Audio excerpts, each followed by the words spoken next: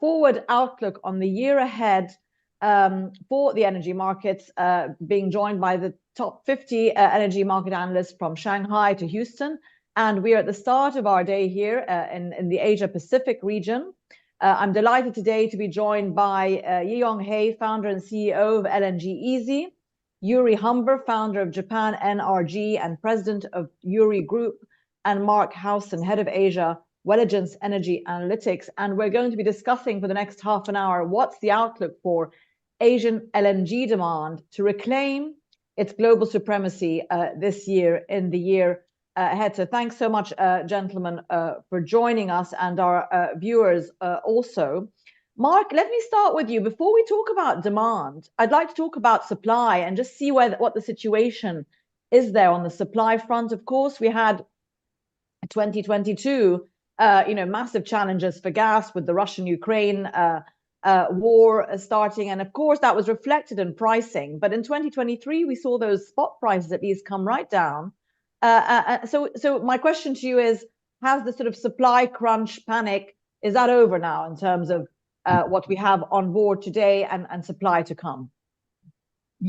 Well, you're right to highlight the lack of new supply that's been hitting the market over the last 12 months, Diala. We have had a little bit more supply from the USA in particular. Both projects that had production difficulties in 2022 come back online, particularly Freeport LNG, and also just new trains there ramping up their production.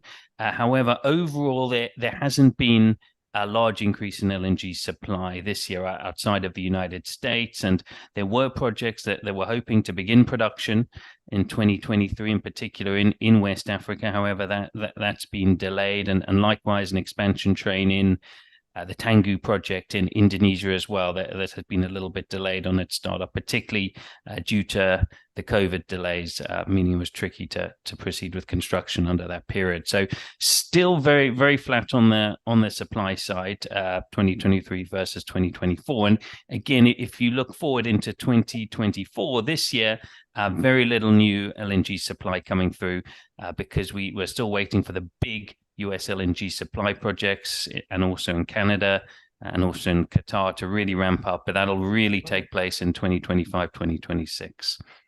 Okay, that's good. So as long as we're looking at just at the year ahead, then that supply is looking still a little bit tightish. And I mean, in terms of demand, Yiyong, and how that might impact demand, obviously that supply impacts price, right? So how is that, in terms of spot pricing again? Last year we saw much lower prices than we saw in 2022. Outlook for 2024 in terms of even new contracts being signed, but spot LNG, and of course, bearing in mind how that's going to impact spot demand. What's the outlook for that? I think it's looking good. I mean, we all know that, for example, Vietnam is sitting on the sideline, waiting for prices to fall. They had the LNG infrastructure ready. And then, Bangladesh and so on, they are not importing a lot because whatever they buy internationally, they're selling it at $4 through the pipeline system. So I think, lower price generates demand, no doubt. And I would also say that, I will leave the conventional demand through on land terminal and FSRU to my colleagues here, Mark and Yuri. I think, the retail demand for emerging Asia generally is looking really good. And I can explain a bit more what retail LNG is in a bit. Okay, all right, thanks, Yong. So that's a positive outlook there. Yuri, welcome. Of course, you're based in Japan. So let's get that perspective from you in terms of demand and what the outlook is there for LNG. Of course, Japan is also a buyer of Gulf LNG, Qatari LNG, except from Middle East suppliers and elsewhere. But just from a utility perspective, what's the sort of outlook there looking for 2024?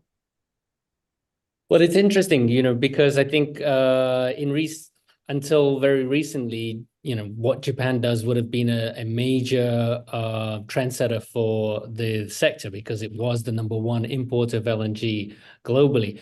And last year, I think most people know, China looks like it increased the volumes above Japan, so it kind of reclaimed the #1 spot.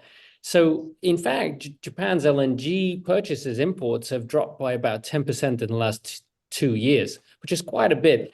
People would think, well, is that because of decarbonization? Reality is Japan's LNG import volumes have dropped down to pretty much around pre-Fukushima disaster, pre sort of the moment after which most of the nuclear reactors were taken offline. Now, that's not to say that all the nuclear reactors are back online. In fact, quite a lot of them aren't. But still, there is a higher percentage of nuclear on the grid now, which means there's lower demand for LNG. But not only that, there's also been quite a drop in terms of, well, warmer weather. That obviously has taken a chunk out of demand. But there's also been, quite a market amount of conservation. So about 2% of electricity demand was shaved off entirely through sort of consumers, industrial and residential consumers simply consuming less. So if you're kind of looking forward to Japan's purchases of LNG in 2024, I'd say it would rather stay at the level of 23, and maybe slightly lower, maybe slightly higher, but certainly isn't going to make any dramatic comeback. I'd say the biggest issue for Japan right now, rather than volume, it's mainly the restructuring of the portfolio. Now, as you mentioned, Japan does buy from Middle Eastern suppliers for sure, but actually those purchases have been going down in recent years because of the nature of the contracts structured by Qatari suppliers. But, and there's been buying more from the US. There's always the question around Russian supply. And so Japan right now is really trying to see if it can change a little bit the portfolio. We know that the sanctions against the new Russian LNG project, Arctic 2, have just been announced. So, that as Mark mentioned, there's going to be a couple of projects coming online, maybe a year, 18 months from now, that will certainly help Japan a lot. But in the meantime, they've got to keep things very calm and maybe make the occasional new contracts, but it'll be largely with sellers who can provide flexible terms and maybe the shorter term deals that rather than the 20-year kind of deals. Okay. All right. Thanks, Yuri. Mark, just back to you. Let's talk a bit about China, of course, another big buyer. I think from what I can see here on my stats, some forecast that LNG imports are going to rebound a little bit this year going forward. But I mean, China's reopening in general has disappointed, hasn't it, in terms of energy demand? And what's the outlook then going forward when you take into account what's expected on the economic front? Will it retake? It actually was the top buyer last year, but Europe, of course, we'll talk about that after, came to the mix, hasn't it, the last 2 years? But outlook for China demand from your point of view. Yeah, that's in a way one of the key drivers of the market this year, Diala, how we're going to see China react in terms of their LNG purchases. Of course, in 2023, it was around about a 12% year-on-year increase in their LNG demand. And that was very much focused on the second half of this year, last year, as demand really started to come back in the country following the various COVID lockdowns. And of course, LNG prices were lower in the second half of the year. So it made the cargoes easier to compete with coal in particular in the country's energy mix. Obviously, going forward, we certainly expect Chinese LNG demand to grow, just given the low penetration of gas in the economy there and the continued relatively robust growth there economically, even though it's obviously been lowered. So kind of building on what Yuri said, very much China going to drive the Asian and quite frankly global LNG market over the rest of this decade. But in addition to China, of course, we really see strong demand coming from South Asia and Southeast Asia. Obviously, we had a couple of new importers in Southeast Asia, Philippines and Vietnam last year.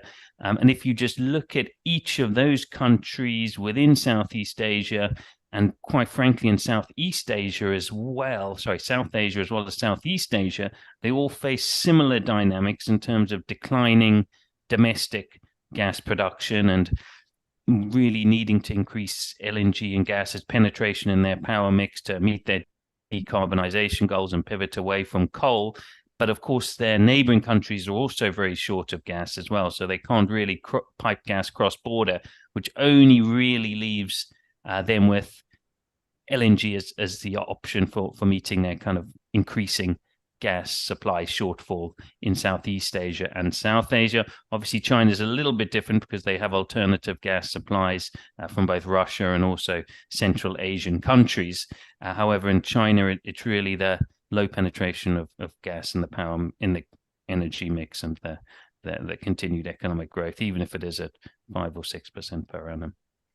Okay, thanks, Mark. Yong, I mean, I know it's not particularly your market, but I wanted to talk about the impact that the European demand for LNG is having, on Asian demand, if you like. We have seen this structural shift that many are now coining as permanent. That this reliability on Russian gas has gone for Europe. It has changed its infrastructure. It's kind of accommodating for more and more sort of LNG in the future as well as nuclear power, perhaps, and other solutions.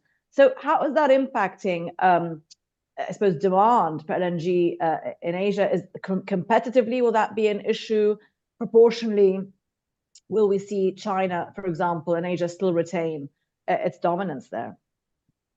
Well, I think, on this forum in May last year, somebody asked me, about Europe end of the year, and I said, Europe can deal with any emergency through its storages, and I was proven right. I think, people kind of underestimated the success of renewable in Europe, really to a great extent, because everybody starts with the assumption that you need 100 million tons of LNG to replace the Russian pipeline gas, which is 40% of Europe consumption. But this did not turn out to be true. You see demand destruction, chemical and fertilizer production, the power generation, and then, a lot of heat pumps. I saw yesterday a Shell guy put out a stack, the installation of 3 million heat pumps in Europe is equal to about, 3 BCM per year. 3 BCM is 2 million tons of LNG. So every year in the space heating sector, Europe is kind of losing some demand. So I think, I don't think Europe will, barring some disaster, escalation of war, I don't think Europe would be so important, to be honest, in the energy mix of the world, which can be good news, right, for the developing world, I would say. And I think, on Mark's point, I think, I personally believe that a lot of the analysts on China is a bit on the bullish side when it comes to LNG demand, because China is investing heavily in renewables, and they're using coal as a flexible energy and also as a peak shaving source of power. We will see a material impact on that in, let's say, 4 or 5 years' time. So I tend to agree with Mark. 5-6% natural gas consumption growth is what we are looking for. Not double-digit growth. That's okay. kind of my personal opinion. Thanks, Yong. Yuri, just on that point, just again back to Japan, on the renewables sort of agenda there, a very ambitious one, of course, in China and other parts of the world. Japan, we don't hear as many headlines on that front, given its energy dependence. What's the picture going forward on that? Do we see more initiatives being taken to on that sort of renewables track to kind of balance, I suppose, its energy security? Well, it's funny. I mean, you're right that most people don't associate renewables with Japan very strongly, even though actually Japan has the world's 3rd largest solar capacity installed. So after China and the US. The problem and Japan has installed that in the space of 10 years. The problem is that even though you had this very strong drive of installing, especially solar capacity in the last sort of 10, 11 years, it has clearly helped to bring the renewables up to, I think, last year it got up to about 20% of the total electricity mix. So keep in mind that in Japan, LNG is mainly used for electricity generation. There is some obviously used for heating and industrial, but it's primarily imported for electricity generation. So you would see sort of renewables as being able to take away some of that share, if you like, of the power mix. And certainly government policy says that by 2030, the share of LNG is supposed to drop down to about 20% of the power mix. Now, that sounds very good. The problem is, when it was announced, this strategy was announced about 3 years ago, the LNG had about 37% of the electricity mix. I just looked at the latest numbers for electricity generation for the first 9 months of last year. LNG was, 36.9%. So ultimately, are we going to go in the space of 2024? So in the space of 6 years, are we going to go down from LNG covering over a third of the electricity generation to LNG covering just 1/5? I think that's very unlikely because, again, you'd need something else to come in and replace it. It clearly can't be coal, although Japan uses quite a bit of coal as well. So then can the renewables step in? And we're not just talking a like-for-like gigawatt capacity either, of course. So, there's a lot of work that needs to be done on the grid to improve it. There's a real shortage of storage batteries. So, bringing in new renewables would also not necessarily solve all the issues. And quite frankly, there has been a bit of a slowdown in the introduction of renewables in the last couple of years, simply because of sort of a lot of community issues, the usual NIMBY issues, but also some misunderstandings, supply chain problems. So probably for Japan, renewables will play if you like, a much stronger role, perhaps towards the end of this decade, when the offshore wind sector starts to really become, a notable presence in the power mix. Okay, thanks, Yuri. Mark, just back to you on pricing. I mean, again, we've seen, prices sort of temper a lot since the 2022 highs. And in terms of, again, the argument of, well, how will that trigger, how much demand will that trigger for LNG versus coal, for example, in countries like China? We didn't have a freezing winter. We didn't have the same sort of dynamics as we had a year ago, just passed. So in terms of that sort of volatility, we have seen the LNG market, it's been quite volatile in its pricing and supply structure for the last 3-4 years. Do you see the trajectory going forward? As you said, 25, 26, we see new supply coming on. But have we reached a sort of an FID sort of confidence, if you like, that supply is coming and that we won't see the sort of highs that we saw perhaps in 2022? I think that's right, Dial. As we touched on before, that the market's pretty well balanced at the moment, mainly because European gas storage levels are so healthy at around about 90%. But then if we look into next year, there's very little new supply coming through. So certainly when we speak to players in the market, we expect prices to edge back up, certainly in Asia, to around $15 per MMBTU, really in the next 12 months, so over the course of 2024. Like you say, once we get into certainly the second half of 25 and 26, that's when players start to see the fall away in price due to almost the avalanche of new supply that will result in the total LNG market growing by 50% from around 400 million tons to 600 million tons by the time we get to 2030.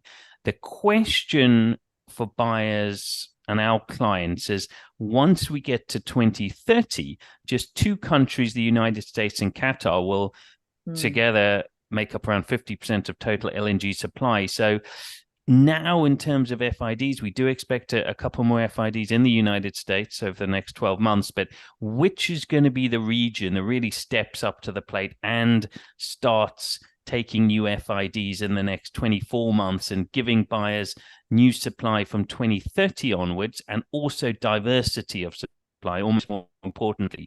Now, the classic candidates for that are either kind of Western Mexico, which has got around almost 50 million tons of LNG supply proposed. And of course, that's using US supplied gas, and by particularly the big Japanese and Chinese buyers contracting from Western Mexico, they don't have to navigate the Panama Canal and the potential bottleneck there. Or will it be a region like East Africa, where, of course, the big Total project is expected to resume construction and begin production around 2030, but there's also an ExxonMobil proposed project there, and longer term potentially Tanzania as well. There were also a few projects proposed in Asia, Southeast Asia in particular, and also in Australia, but it's really Southeast Asia. And in particular, we do see another FID taking place this year in Papua New Guinea, the Total Energy operated Papua LNG project. So the buyers we speak to are very much focused on these new projects in regions outside of the US and Qatar taking a FID in the next year and 24 months. Okay, Young, I see you nodding away there. I'm getting a sense of oversupply here in the next few years and how that might impact things. Let's just have a quick look at our survey question before we let you comment on that. Okay. What's the outlook for Asian LNG demand to reclaim its global supremacy from Europe in 2024? Strictly speaking, I think China was still dominant last year, but of course we have this whole new European angle to it. So likely or unlikely? How likely is it going to be that it will retain that, let's say, China? Yes, Yong, you were nodding away there. I think, I hope what Mark said is not true. $15, I think it's a bit too high. Even at $11 today, that's 14% of Brent. 14% is where Japan started their LNG imports, in the early 70s, late 60s. And that was based on a, oil to LNG swap. Conversion. I think, for other countries, what I call emerging Asia, which is outside the established players like, Japan, Korea, Taiwan, China, Singapore, rich countries. I think, we need to have a lower Brent slope in order to trigger this coal to LNG conversion. And $15 is not going to make it because, if you ask Vietnam, they say we want to pay 10 cents power. And $15.10, it doesn't match at all. Maybe $9, $8 DES basis. That's what you need to get 10 cents power. So, and I think there's a lot of energy transition talks. Like as if ESG matters are important, but actually, I think for emerging Asia, cost is the most important thing. So I think the market is balanced and with a tendency to slide down. For example, like Yuri said, Japan. I know that there are 3 nuclear plants earmarked to restart next year, and I saw the American ambassador just told Japan to restart another 7. A nuclear plant, for example. So and China is rather saturated with 5-6% growth, which is kind of basically supply growth. If you look at the supply growth from this year to 2030. So they hopefully, and then there's a European, the biggest importer as a whole, declining, let's say 8 to 10%. That's kind of it has been the case for the last 2 years. So I think balanced market edging slightly towards oversupply, away even before the big projects come to production. So I think emerging Asia. I don't really know whether LNG would do well for power generation because we are watching every day. In the Philippines, maybe they're doing quite okay because they mix it with the local production and all that. In Vietnam, they're clearly taking a pause. But I would just want to say, that's why I was optimistic on supply. But all these countries are using a very large amount of liquid fuel, LPG, fuel oil, diesel, and so on. LNG is a clear winner, even at $15, Mark. So so for power generation, 15 is too high. I think it should be around about 10. For the liquid fuel market, maybe between 15 to 10 can work. Because the alternative liquid fuel is higher. So that's I think 2024 would be a year that we'll see really retail LNG taking off, like in China. As the Chinese are trucking 30 million tons of LNG on trucks, on a pure retail basis. So that is our hope basically. Okay, great. Not to bear in mind that we hit $70 MMBTU in 2022, but that was of course exceptional circumstances. Yuri, so I hope we don't go there again. Otherwise, can I just sorry to not to spoil Young's dream, but I kind of think that I'm maybe with Mark in the camp that I don't see I can see LNG prices dipping a little bit, but I don't really see them staying in the single digits per MBTU. I mean, simply look at the cost structure of LNG in even the last few years. Well, first of all, you have the geopolitical factors which have rerouted the LNG industries, right? So if Japan is going to rebalance its portfolio, and because of geopolitical issues, if it's basically pushed and swaps Russian LNG, which is 2 days shipping away from Hokkaido, right? Japan. So 2 days shipping, and it swaps it for, let's say, US. And that is what, 10 days shipping, 2 weeks, depending where it's coming from. If we count the Panama Canal costs, that rises. If we're talking about East African LNG, Mozambique projects, etc., as Mark mentioned, definitely higher fuel costs. You look at the shipping industry and the fact that everyone has to have a much higher decarbonization sort of targets. That's already starting in airlines, but it's definitely coming into the shipping industry too, right? The carbon credits that are coming along with it, the SAF, the sustainable aviation fuel, or biofuels that will be mixed in to lower the CO2 emissions of a shipping journey. So the longer shipping times, the change in the geopolitics, obviously the higher cost of processing the gas into LNG, right? Because the electricity costs are higher pretty much everywhere in the developed world. So if you take it all together, the cost of raw materials up 30% in the last couple of years. I don't know how. I mean, I'd like to see energy Can prices. I say something? Yeah. Yeah, and then I want to go to Mark. Yes, go ahead, please, Young. Yeah.